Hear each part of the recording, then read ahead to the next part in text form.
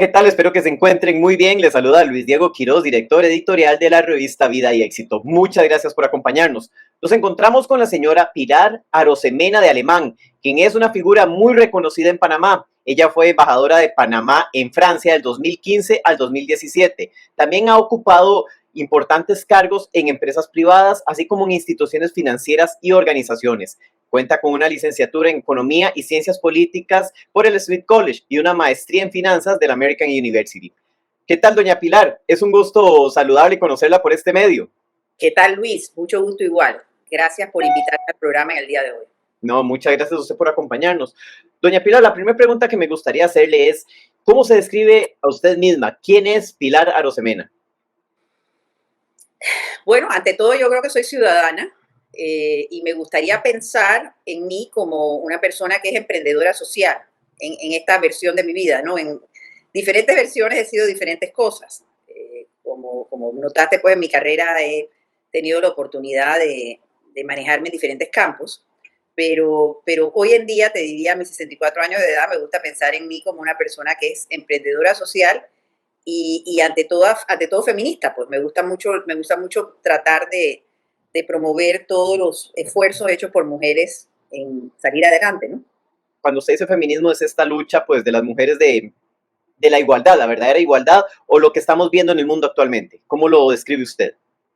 Mira, yo creo que en verdad he reflexionado un poco sobre eso y mi versión del feminismo es simplemente un deseo de que las mujeres podamos ocupar o nuestra voz presente en todos los aspectos concernientes a lo que son políticas públicas y privadas en la sociedad. O sea, yo creo que por muchos años la versión que hemos tenido ha sido predominantemente de hombres, eso ha cambiado, pero creo que en el fondo, o sea, soy demócrata ante todo, creo en sociedades, en crear sociedades más justas, más equitativas, y yo creo que el que tanto hombres como mujeres participen de los procesos de decisión y su voz sea escuchada a todos los niveles, contribuye a que tengamos una sociedad más equitativa, más próspera, más rica, a que nos entendamos mejor. Sé que ese es simplemente diversión. No es eliminar a los hombres, no es decir que tenemos derecho a todo, sino decir simplemente, bueno, si nos educamos y tenemos las capacidades y los méritos, pues ojalá podamos participar, ¿no? ¿Cómo ve usted a nuestros países, principalmente América Central, en ese tema de ver a mujeres más en puestos, en posiciones de poder? Sí, bueno, mira, me es difícil hablarte de toda América Central porque a lo mejor no manejo las estadísticas. Te puedo hablar un poco de Panamá, ¿no? Ciertamente ha habido gran progreso en lo que es la participación de las mujeres a nivel gubernamental. Bueno, tuvimos una presidenta mujer, tuvimos en el gobierno pasado una vicepresidenta mujer muy capaz, que de hecho fue mi jefa, porque era vicepresidenta y a la vez canciller. Tenemos legisladoras, tenemos magistradas. Hoy en día, con orgullo, te digo que tenemos una mujer muy competente y muy preparada como jefa de la Corte Suprema de Justicia, magistrada, pues, jefe de la Corte Suprema de Justicia. Así que, indudablemente, ha habido avances, pero aún falta. Fíjate que aquí se pasó, por ejemplo, una ley, que es la Ley 56, que pasaron en el gobierno pasado, buscando acelerar un poquito el proceso de la integración de las mujeres en las esferas del poder en la empresa privada. Entonces, se dijo que se quería, era como una especie de cuota, ¿no? Se dijo que se quería que en todos las empresas reguladas y estatales, en o sea, estatales público-privadas, pues, que estaban reguladas, y las industrias bancarias, las empresas registradas con la bolsa, la superintendencia de valores, etcétera, hasta el 30% de las juntas directivas, de los consejos directivos, fueran ocupados por mujeres. Y no lo hemos logrado todavía, no lo hemos logrado todavía. Estamos todavía por debajo de ese 30%, aunque se ha hecho un gran esfuerzo y se ha empujado en ese sentido, pero todavía hace falta, ¿no? Así es que te diría que vamos bien, pero que hay que meterle un poquito más el empuje a eso, y a veces creo yo que las cuotas en ese sentido son buenas, ¿no? Yo al principio no estaba muy de acuerdo con las cuotas cuando era más joven, pero hoy en día sí lo veo como algo, como una medida que puede servir siempre de un punto de vista temporal, ¿no? Es decir, bueno, pues vamos a hacer, por 10 años vamos a pisar el talón y vamos a hacer un esfuerzo porque de verdad esto suceda, porque es muy normal, si tú estás en un grupo en que hay no, puros hombres, y es normal que vayan a pensar en sus colegas, sus amigos, para nombrarlo. A veces hay que buscar un poco más allá para lograr introducir a más personas en los cuerpos directivos y creo que vamos, en ese sentido, vamos en buen camino. Una muestra de eso también es, por ejemplo, la cantidad de graduandas de universidades, ¿no? Y de escuelas profesionales y demás, que cada día hay más mujeres que hombres, ¿no? Excelente. Cambiando un poco de tema, doña Pilar, me gustaría preguntarle por el libro que usted acaba de presentar, este libro de colección de travesías. A grandes rasgos, doña Pilar, ¿de qué trata? Creo que fue mi proyecto pandémico. Tú sabes que en la pandemia, cuando estábamos en esos momentos aburridos y encerrados y pensando en cosas medio negativas, pues yo dije, no, hombre, yo quiero hacer algo que me ilumine, que me haga sentirme bien. Y por esas fechas también dio la casualidad que estaba en la casa de que había sido una casa que había sido mis padres, que yo les compré en un área de montañas.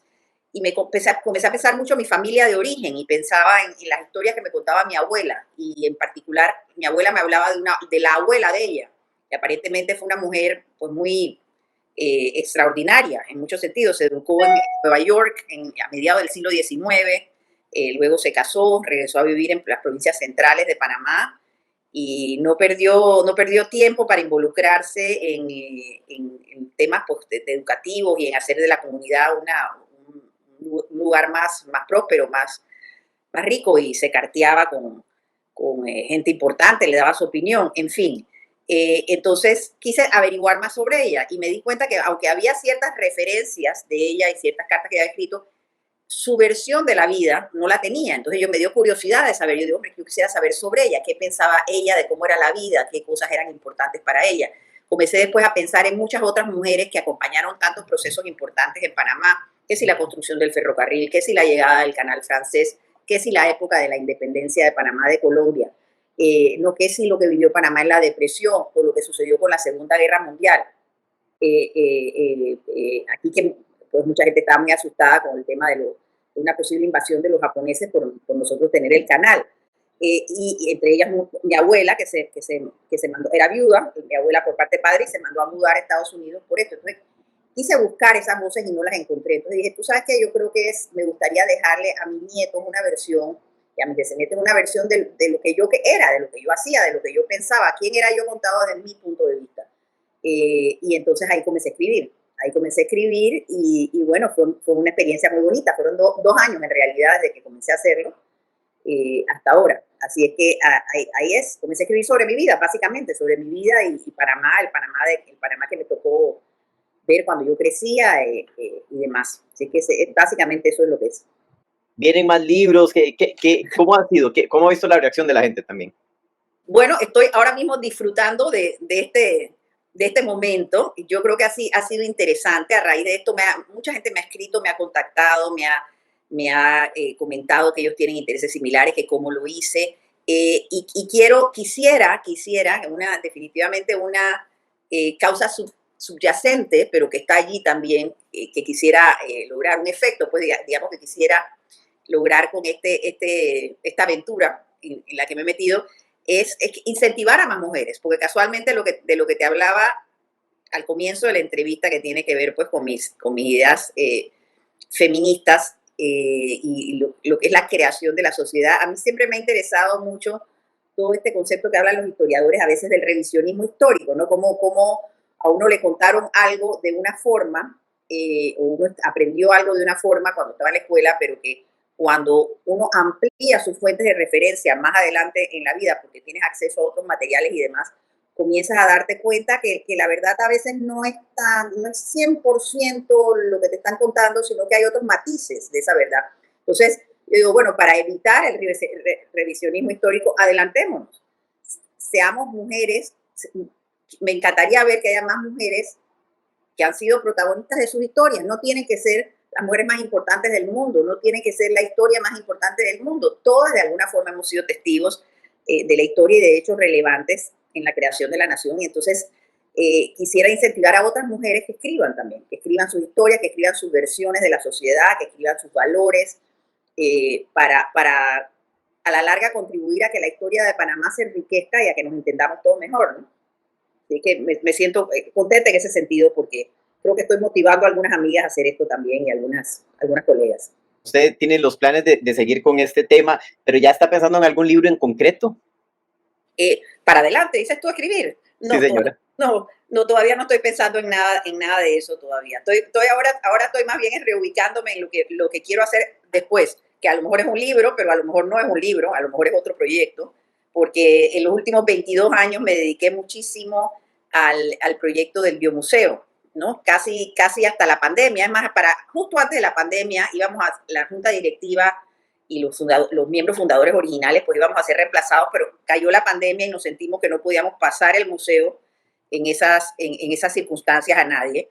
Así que entonces, luego de la pandemia, se renovó toda la junta directiva, así que este proyecto que me ocupó, como te digo, es más, yo creo que desde el 2000 hasta ahora, sí, 22 años, desde los 2000 que comenzamos hasta ahora, a tiempo completo, excepto cuando estuve en París y cuando estuve en Washington cuando mi marido era embajador, que no podía pues, ejercer porque no estaba acá, pero el resto del tiempo estuve involucrada y entonces ahora al salir de eso, creo más bien que no necesariamente estoy pensando en un libro per se, pero estoy pensando en qué me voy a reinventar, qué voy a hacer. Pero tengo paciencia, yo tengo intereses y por allí algo me caerá, ¿no? Más bien en el tema, como te digo, de emprendimiento social, crear algo de relevancia, apoyar a una causa que me interese en ese sentido. Porque sí te digo que ya estoy jubilada, ya sí trabajo de pagado, excepto por un par de directivas, pues ya no tengo y no quiero regresar a trabajar así a tiempo completo.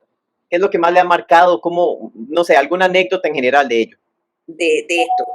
Fíjate que te puedo decir que me fascina, me encantó el campo financiero, me encantó, esa fue mi formación realmente académica, ¿no? Con mi maestría, y me encantó el poder participar en bancos porque me ayudó a entender la economía panameña, quiénes son los actores principales, cómo se mueve la economía. Pero siempre lo mío ha sido crear. A mí me gusta mucho crear. A mí me encantan las cosas que no están hechas, comenzarlas de cero y hacerlo. Entonces he tenido ciertas experiencias en mi vida en que he estado en posiciones cercanas a la gente que está creando o he sido parte de la creación de esas obras y eso es lo que más me ha gustado. Como por ejemplo me tocó en el campo financiero el desarrollo de la bolsa de valores en Panamá. En Panamá no había una bolsa, había nada más en el sistema financiero, pues estaban los bancos. Entonces, cuando vino la crisis bancaria, que tuvimos justo antes de la invasión, tuvimos los bancos cerraron en Panamá porque había miedo de que iba a haber una fuga de los depósitos, mucha gente comenzó a pensar de que había que buscar medios alternativos para financiamiento más allá del sistema bancario. Entonces, me tocó la creación de la bolsa, eso me fascinó, porque fue introducir un nuevo modo de hacer negocios en Panamá, que ha sido muy fructífero y que increíblemente los sueños que teníamos están comenzando a darse en cuanto a que Panamá sea el intercambio en dólares, ¿no? el exchange, pues que sea la bolsa de dólares para Centroamérica y América Latina. Tenemos cada día más emisiones centroamericanas, más emisiones del sur. Eso me gustó mucho y por supuesto me encantó lo que fue la creación del museo, que también fue una cosa que comenzó de cero, pues era algo que simplemente no existía y fue un concepto que logramos amarrar muchos actores importantes y como digo yo, bueno, las estrellas se alinearon y ese proyecto se dio que, si no lo conoces, te invito a que lo conozcas, que es el biomuseo en el área de Amador, en Panamá. Muchísimas gracias por regalarnos estos minutos y muchos éxitos con el libro y pues con todos sus proyectos. Gracias. Nos estamos viendo, Luis. Saludos. Gracias. Hasta luego.